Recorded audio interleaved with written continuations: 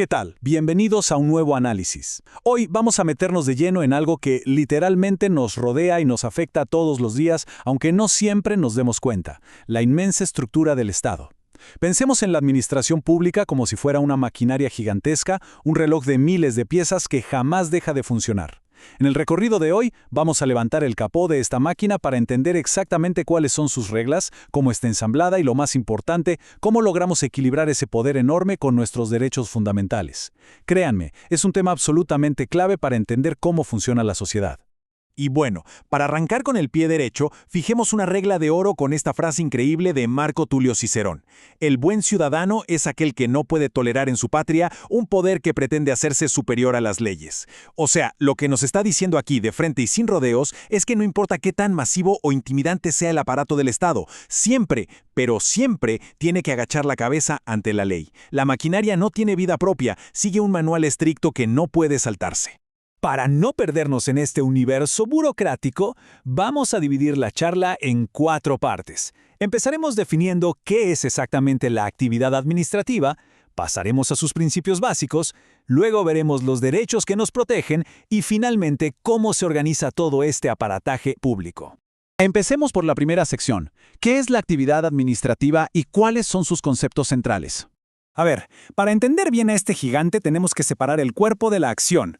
Por un lado, tenemos el concepto orgánico. Esto es la estructura física: los ministerios, los tribunales, las oficinas, las alcaldías. Es el esqueleto. Pero por otro lado está el concepto material, que es la actividad administrativa como tal.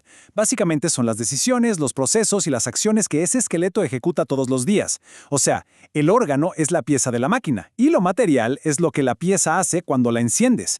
Y para desarmar mejor esta actividad, el experto Alan R. Brewer Carías nos da 6 engranajes clave que tienen que funcionar juntos. Fíjense, necesitamos una administración pública que haga el trabajo, pero que lo haga dentro de su área de competencia, no donde no le toca.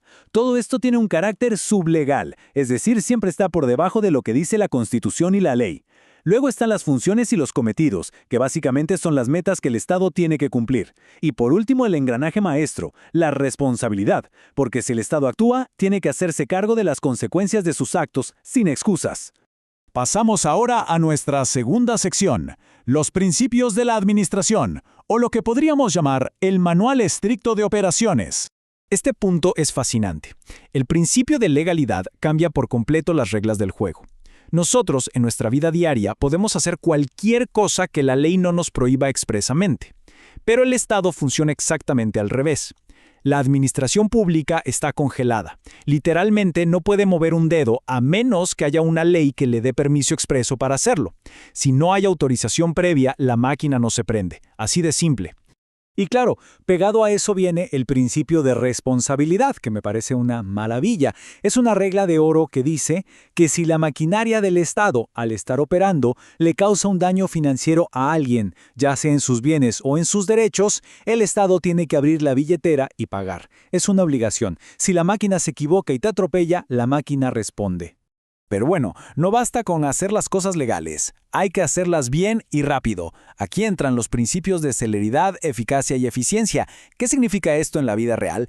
Que hay que quitarle los candados a la burocracia. Significa lograr las metas optimizando el dinero público y prestando un servicio real, sin hacer que la gente dé 1000 vueltas con trámites absurdos.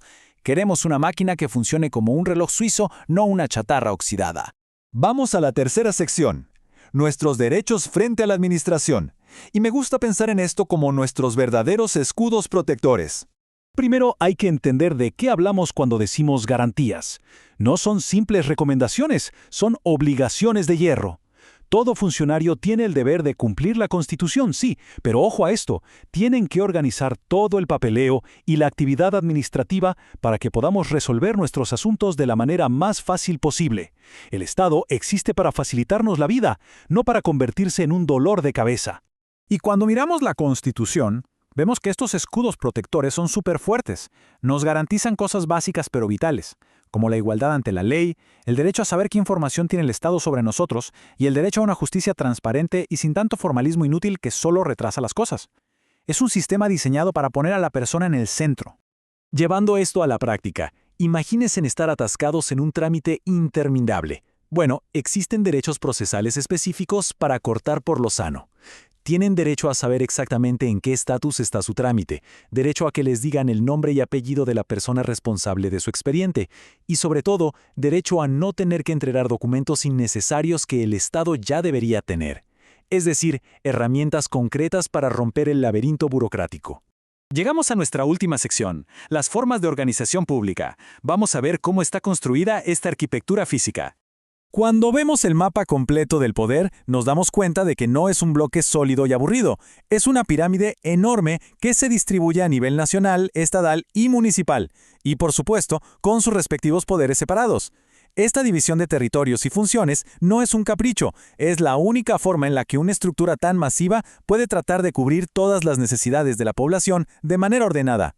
Y dentro de este gran mapa operativo, hay dos estilos de trabajo que contrastan muchísimo. Por un lado está la administración centralizada. Esa es la jefatura clásica, vertical, donde todo el mando viene de la presidencia o los ministerios. Y por el otro lado tenemos la administración descentralizada. ¿Por qué existe esta segunda? Porque es físicamente imposible que un ministerio lo haga absolutamente todo. Así que transfieren ciertas competencias a entes especializados para desahogar el trabajo y llevar las soluciones directamente a lo local. Para que esa descentralización funcione de verdad, el Estado crea brazos especializados. Por ejemplo, institutos autónomos, empresas donde el Estado tiene acciones o fundaciones enfocadas en ciencia o artes. Son piezas de la maquinaria que tienen su propio presupuesto y cierta independencia para enfocarse de lleno en un tema y ser, en teoría, mucho más rápidas y efectivas. Pero ojo, todo este superorganigrama y toda esta ingeniería no sirven de nada si no se conectan de nuevo con la realidad, o sea, con la gente. Y ahí entra la participación social. Es el puente directo entre la burocracia y la calle. Involucrar a los ciudadanos en la gestión pública mejora las políticas, crea legitimidad y nos educa para resolver problemas reales en conjunto.